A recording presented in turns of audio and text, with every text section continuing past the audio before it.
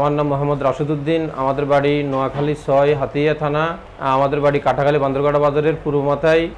গত ১৬/৬/২০২৫ আমার একটি ছেলে মাদ্রাসার উদ্দেশ্যে তাকে চট্টগ্রাম লঞ্চে পাঠানো হয়। সেখান থেকে এসে সে কাপ্তাই রাস্তার মাথা তার খালার বাসায় উঠে। সেখান থেকে বুধবার সকালে ১৭/৬/২০২৫ তারিখে বুধবার সকালে সে মাদ্রাসার উদ্দেশ্যে বের হয়।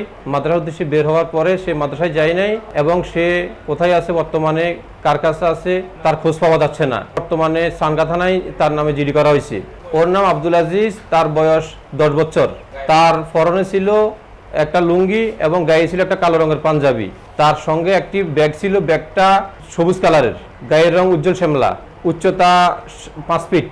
এখন যে ভাই তাকে পেয়ে থাকেন অনুগ্রহ করে মেহরবানি করে আমাদেরকে খোঁজ দিবেন।